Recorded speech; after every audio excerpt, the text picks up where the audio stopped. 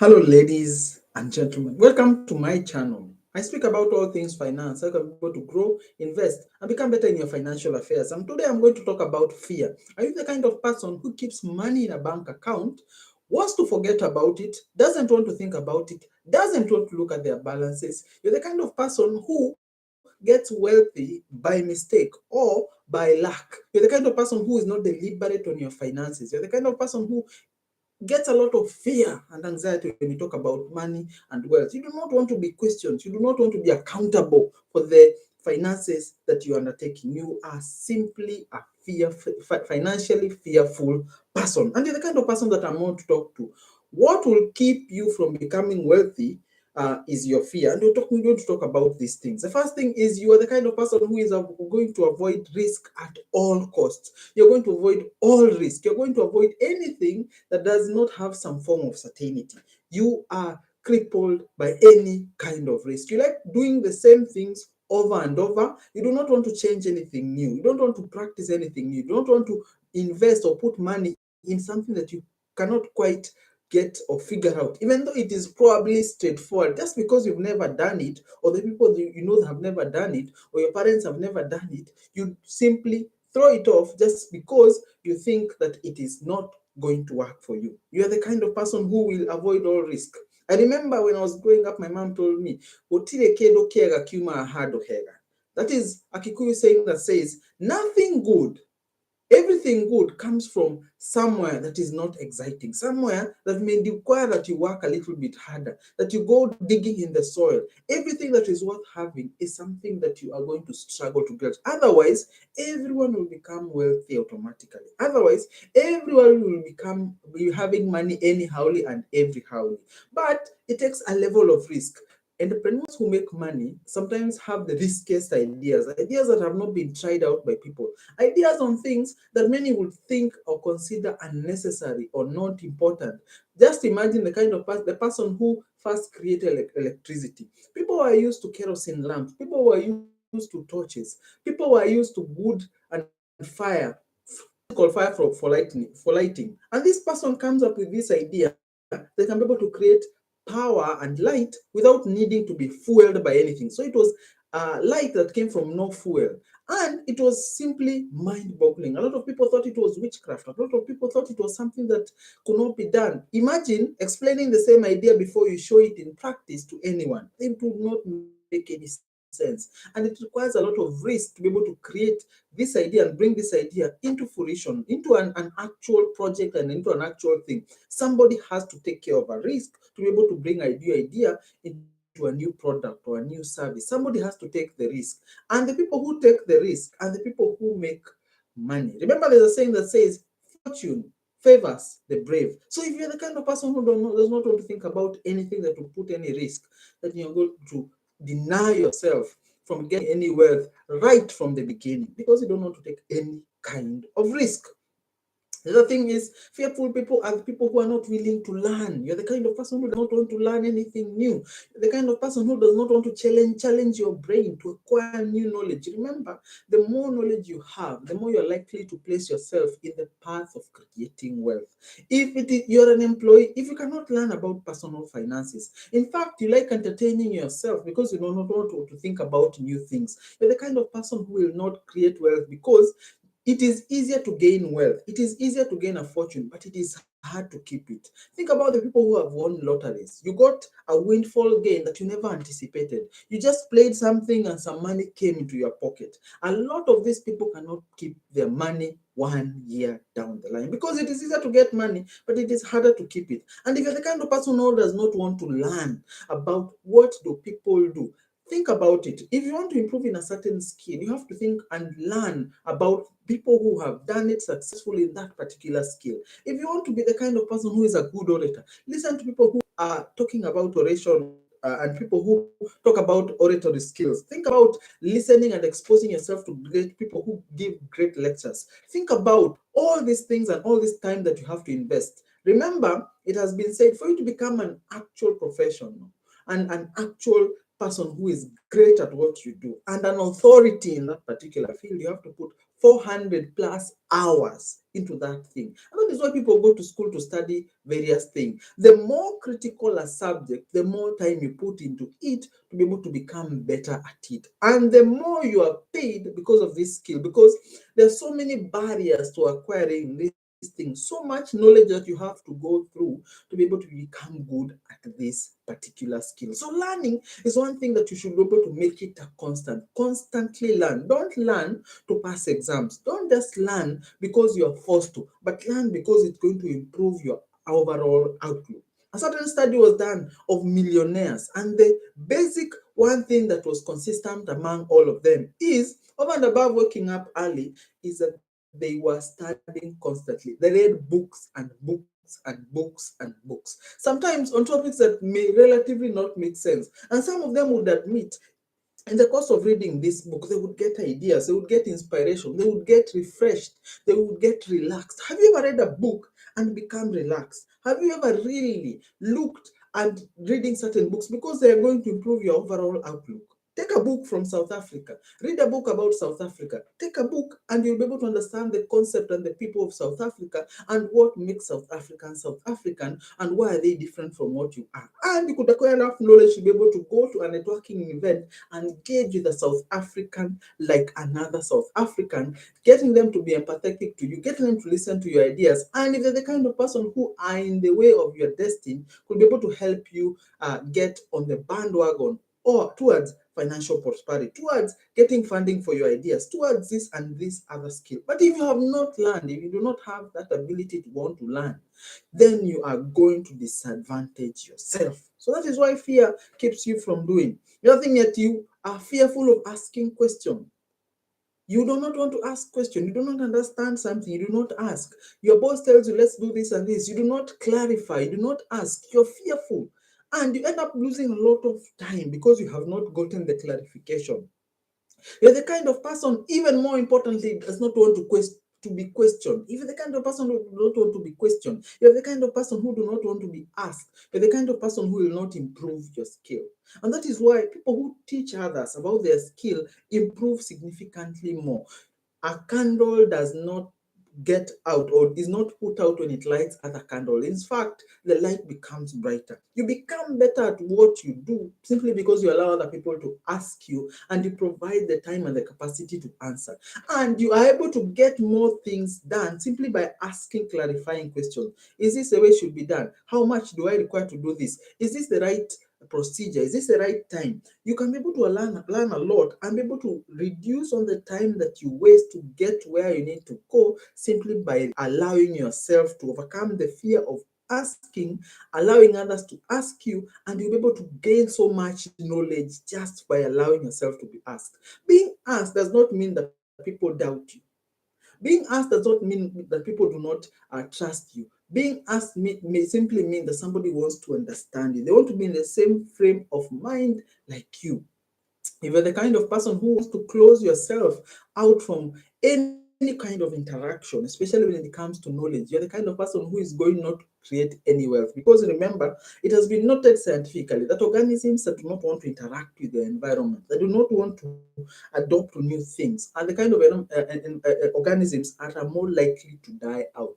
Organisms that depend on only one type of food, only one type of environment, are likely going to be extinct because environment changes. So you should be more adaptable simply by allowing yourself to ask questions, allowing others to ask you questions, asking yourself. The biggest challenge is ask yourself, am I where I want to be? Am I heading the way I want to go? Is there anything that I need to change now? A lot of people do not have that capacity to ask themselves. You should need to be honest with yourself and ask yourself questions too. But fearful people don't ask themselves because they feel like, if I ask myself, I will feel like I'm not achieving. I will feel like I'm a failure.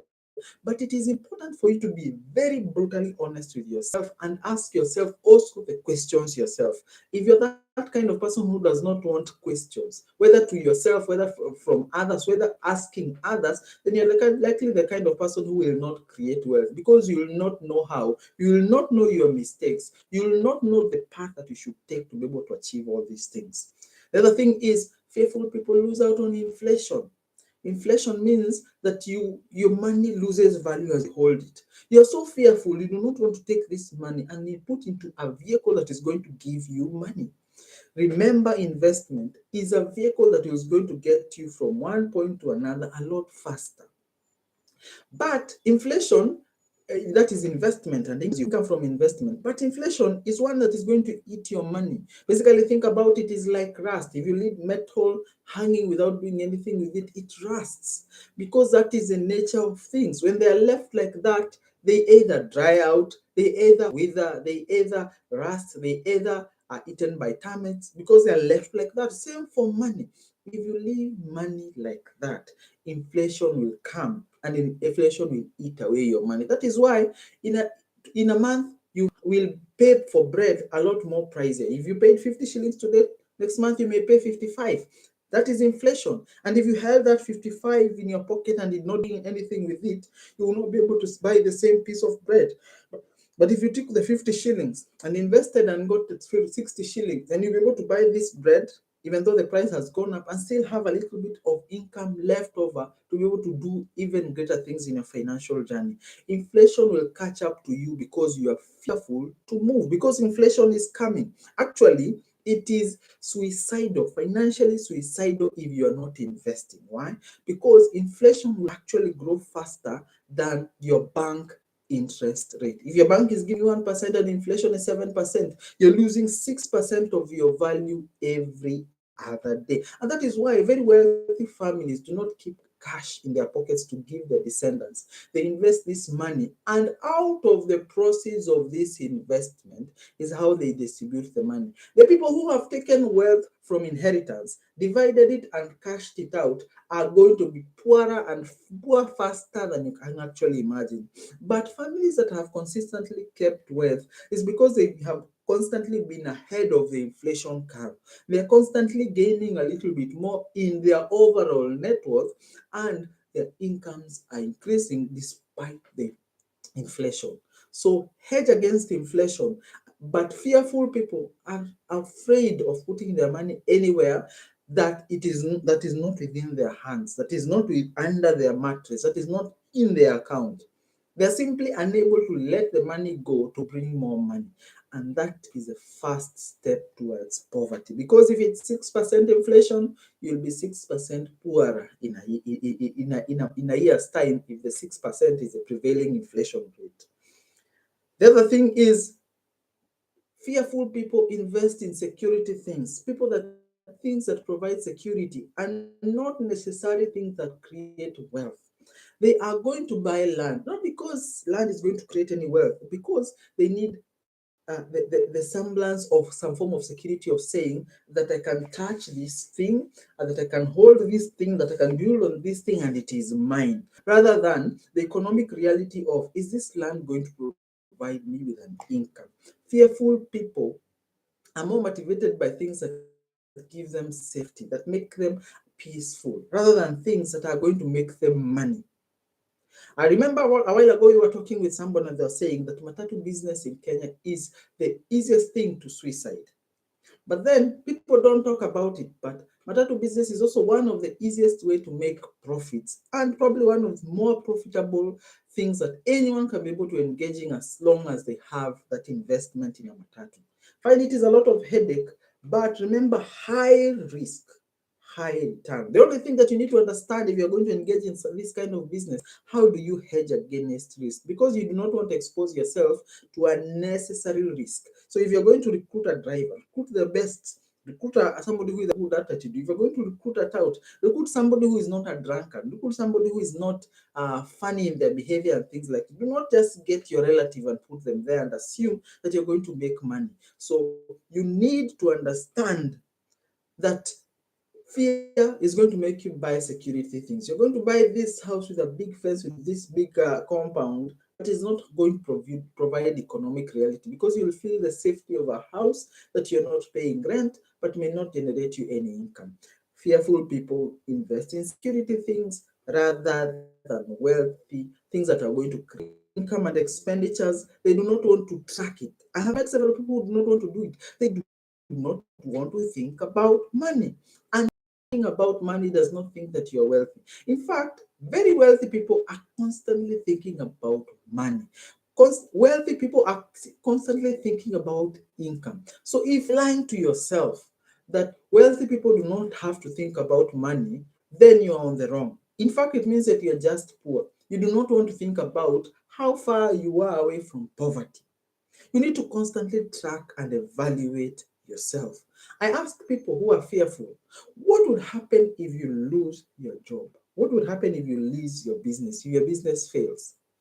Think about that and let it be a wake up call for you to think, to know that you do not you have to constantly think of securing yourself should an eventual thing happens. A lot of people have lost jobs, a lot of businesses have failed during this season. So if you do not want to track and evaluate, how is my business doing? How is my revenues doing? How is my investments doing? How is this and this doing? If you don't want to track and evaluate, if you do not want to think about those things, then you are bound to fail.